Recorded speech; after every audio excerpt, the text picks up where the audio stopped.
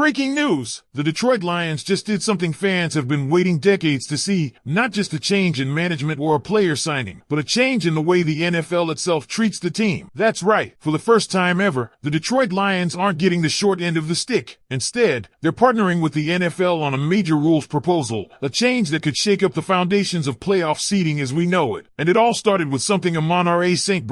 said. I'll give you all the details of what's going on in a moment. But first, make sure you hit that like button if you're a true Detroit Lions fan. If possible, comment something like this: "Go Lions! One pride!" It was during last season's playoffs, heading into their matchup with the Minnesota Vikings, when St. Brown made a comment that resonated beyond the field. He pointed out how ridiculous it is for a 14-win team to have to play on the road. "I think the rule should be changed," he said. That comment didn't just disappear into the wind. NFL Executive Vice President of Football Operations Troy Vincent actually took notice. He reached out to Lions President Rod Wood and said he agreed. From there, the conversation turned into a collaboration, a rare moment when the Detroit Lions weren't just following NFL rules, but helping to shape them. That's a huge deal, especially considering the franchise's history of getting the short end when the NFL schedule drops. Remember last year? 5 Thursday games? Just brutal. But now, the Lions are in the room, part of the conversation, helping to rewrite the rules that define playoff positioning. It's a new era, and it's not just happening in the front office. Down in the trenches, there's a new name getting attention: Roy Lopez. While he might not be a flashy signing or someone the national media will rave about, the Lions know exactly what they're getting. Dan Campbell laid it out perfectly. Lopez is a grinder, a guy who lives in the base defense, eats double teams, and keeps the linebackers clean. That's the kind of player Detroit has missed for years, someone who doesn't need the spotlight but absolutely gets the job done. When he went up against Frank Ragnow, one of the best centers in the league, he held his own. That's saying something. And here's the kicker: Lopez comes at a bargain. At $4 million,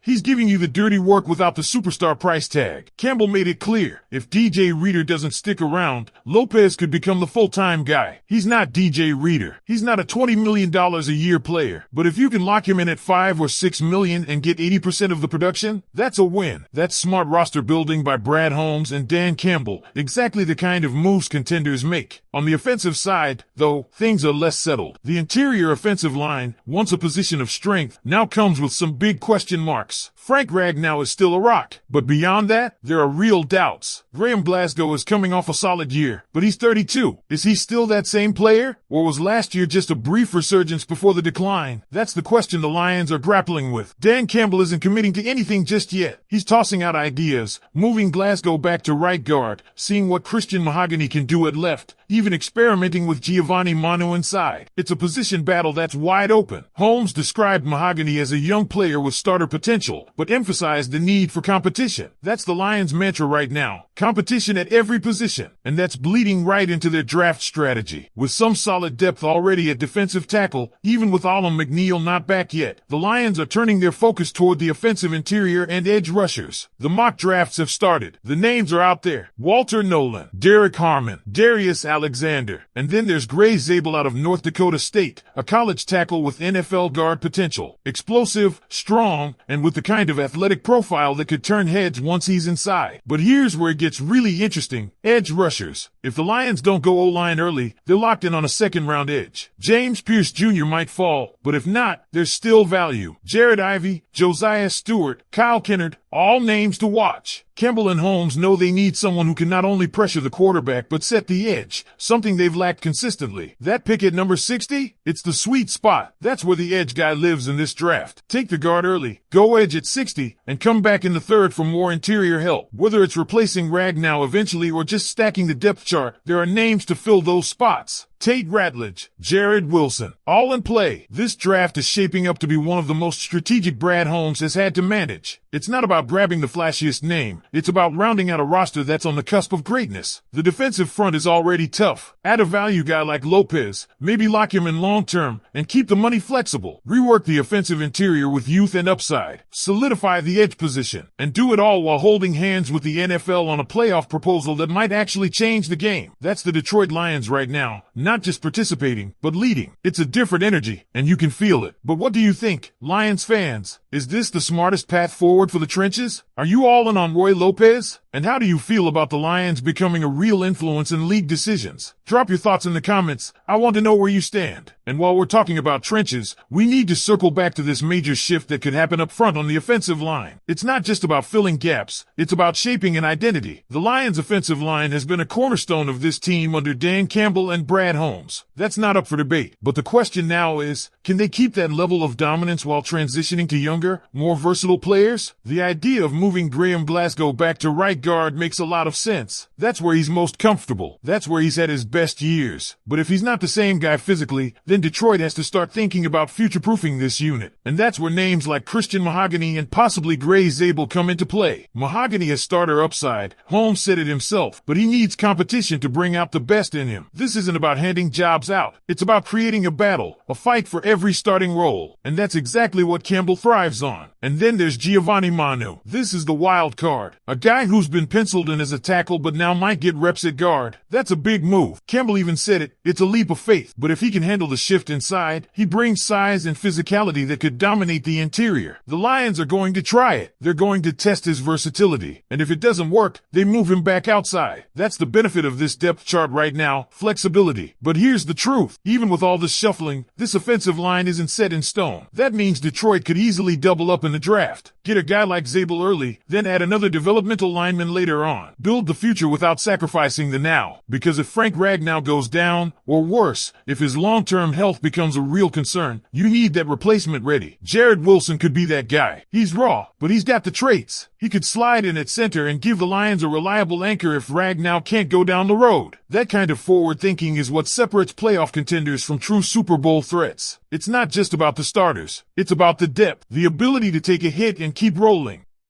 And that's what Holmes is building. One player at a time. So now it's about maintaining that trajectory. Solidify the trenches. Build the edge. Add youth on the interior O-line. Keep guys like Roy Lopez around who do the dirty work without needing a headline. Because when you have the stars, Aidan Hutchinson, Amon-Ra St. Brown, Jahmyr Gibbs, you need the grinders to back them up. And that's what this team is starting to understand. You don't win in January and February with finesse. You win with depth, with physicality, with grit, and with a front office that's always a step ahead. That's the Detroit Lions we're looking at right now. So let's open this up. Lions fans, how do you feel about the direction this team is going in the trenches? Are you comfortable with the idea of Lopez potentially replacing DJ Reader down the road? What about the offensive line? Is Glasgow still the guy, or should they start fresh with youth? And which edge rusher would you take at pick 60 if it came down to it? Let's hear your takes. This is the kind of offseason where championships are quietly built. Don't miss the signs. Something special is happening in Detroit.